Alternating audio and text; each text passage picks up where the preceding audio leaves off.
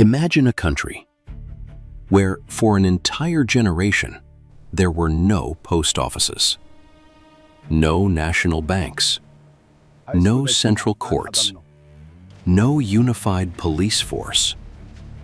Imagine a capital city that was once called the Pearl of the Indian Ocean, turned into a skeletal landscape of ruins, where every street corner was a front line and every building was a fortress. This is Somalia. For over 30 years, the world has looked at this nation on the Horn of Africa and seen only a failed state, a place of pirates, warlords, and extremists. But Somalia is not a failure of its people. It is a tragedy of geopolitics, clan rivalry, and Cold War fallout. How does a nation with one language, one religion, and one culture become the most divided place on Earth? Why has every international intervention, from the United States to the United Nations, ended in retreat? And is there a way back for the country that has never known peace? This is Somalia's long war. The conflict explained. To understand the collapse, we have to understand the dream that came before it. Unlike almost every other country in Africa, Somalia is ethnically homogeneous. Almost everyone is Somali. Almost everyone is Muslim. When independence came in 1960, the goal was Greater Somalia, to unite all Somalis living across the Horn in Ethiopia, Kenya, and Djibouti under one flag.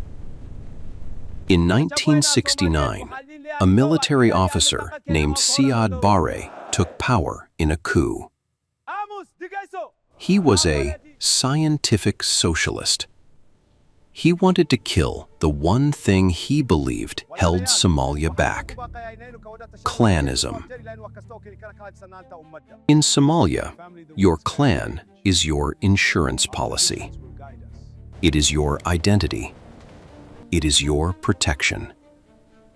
Barre made it illegal to even mention your clan. He burned clan records. He executed those who promoted clan interests. But Barre had a fatal ambition. In 1977, he invaded Ethiopia to seize the Ogaden region, a land inhabited by Somalis. It was a disaster. The Soviet Union, which had been Barre's main backer, switched sides to support Ethiopia. Somalia lost the war. The army was broken. The economy was shattered. To stay in power, Barre did exactly what he had made illegal. He began playing clans against each other. He rewarded his own clan and brutally repressed others, especially in the north. By the late 1980s, the scientific socialist was just another dictator hiding in a bunker in Mogadishu while the country burned around him. In January 1991, rebel militias finally stormed Mogadishu. Siad Barre fled in a tank. The rebels had won, but they had no plan for what came next. The two main rebel leaders, Ali Mahdi and General Adid, belonged to different sub-clans. Instead of forming a government, they turned their guns on each other. Mogadishu was sliced into green lines. Warlords took over different neighborhoods. They looted everything. They stripped the copper from the telephone wires. They destroyed the water pumps. Then came the famine. Because the warlords were fighting over the ports and the roads, food couldn't reach the people. 300,000 Somalis died of starvation. The world couldn't ignore the images of skeletal children. In December 1992, the United States launched Operation Restore Hope. 25,000 U.S. Marines landed on the beaches of Mogadishu. It was supposed to be a humanitarian mission. Get the food through, then leave. But you cannot feed a population in a war zone without becoming part of the war. The US and the UN tried to marginalize the warlords, specifically General Adid. Adid fought back. He saw the UN as a new colonial power. On October 3, 1993, a mission to capture Adid's top lieutenants went horribly wrong. Black Hawk Down. 18 American soldiers and hundreds of Somalis died in a 15-hour street battle. The U.S. public was horrified. President Clinton ordered a withdrawal. The world left, and Somalia was abandoned to the warlords for the next 10 years. By the early 2000s, Somalis were exhausted. The warlords offered nothing but checkpoints and misery. In the absence of a state, people turned to the only thing they had left: faith. Local businessmen in Mogadishu began funding Islamic courts. They wanted order. They wanted someone to punish thieves and settle land disputes. In 2006, these local courts united into the Union of Islamic Courts, the UIC. In a matter of months, they did what the UN couldn't do. They defeated the warlords. They cleared the trash from the streets. They reopened the airport. For 6 months, Mogadishu was peaceful. The entire region, and the Union of But the world was terrified. The US saw the UIC as a Taliban in Africa. They feared Al-Qaeda was hiding in their ranks. This is a serious escalation. So the US backed an Ethiopian invasion to topple the Islamic courts. The Ethiopians, Somalia's historic enemies, crushed the UIC. But this was a catastrophic mistake. The moderate leaders of the courts fled. The extremist wing, a group of young, radicalized fighters, stayed to fight a guerrilla war against the invaders. They called themselves Al-Shabaab, the youth. Al-Shabaab used the Ethiopian occupation as a recruiting tool. They became more radical, more violent, and eventually pledged formal allegiance to Al-Qaeda. The war for Somalia was no longer just about clans. It was now a front line in the global war on terror. How does a war last for 30 years? Because for some people, war is profitable. Look at the coast. Somalia has the longest coastline in mainland Africa.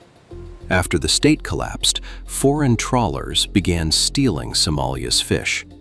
Foreign companies began dumping toxic waste in its waters. Somali fishermen picked up guns to protect their waters. They realized it was more profitable to kidnap the ships than to catch the fish. piracy became a multi-million-dollar industry. It wasn't just guys in skiffs. It was a corporate structure with investors in Nairobi and London. Look at the trees. Al-Shabaab needed money. They took control of the charcoal trade. They cut down Somalia's ancient acacia trees, turned them into charcoal, and exported them to the Gulf states. This trade funded their bombs. It also turned Somalia into a dust bowl, making the droughts even deadlier. And look at the aid. Billions of dollars in humanitarian aid flow into Somalia. But to get that aid to the people, NGOs have to pay protection money to warlords and militias. In Somalia, the conflict economy became self-sustaining. The people in power, the politicians in the green zone, the militia commanders, the extremist emirs, all have a financial interest in the state never fully recovering. Because a functioning state means taxes, laws, and accountability. And in the chaos, they are kings. If this script ended here, it would be a story of pure darkness. But that would be a lie. Because despite the war, the Somali people have built things that are nothing short of miraculous.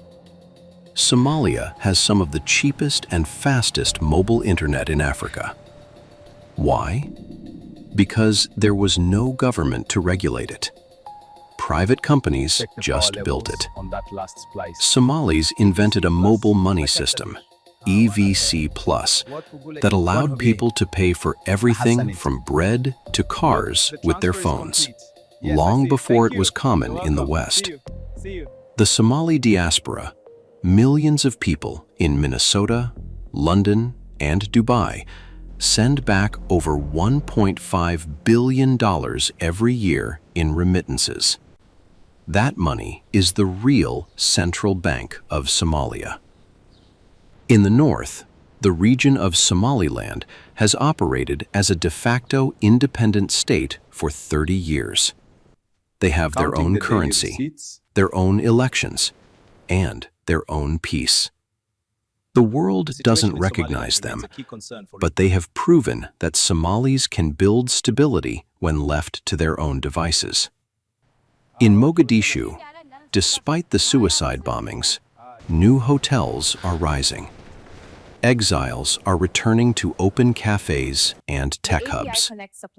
The war has taken their state, but it has not taken their entrepreneurship. Somalia is currently in a permanent transition. There is a federal government now. There is an army being trained. There are elections, though they are complex and indirect. But the war is not over. Al-Shabaab still controls vast rural areas. Clan grievances are still unresolved. Climate change is making the land uninhabitable. The tragedy of Somalia is that it was the first postmodern conflict. A war where the state simply evaporated. The world tried to fix it with soldiers. It failed. The world tried to fix it with aid. It failed. The only people who can fix Somalia are the Somalis. And they are doing it. One business, one village, and one conversation at a time. The country that has never known peace is finally starting to remember what it looks like. This has been Conflict Atlas, Africa. Africa's Conflicts Explained. If you want to understand the resilience of the human spirit in the face of total collapse, look at Somalia. Subscribe, because the map is still being drawn.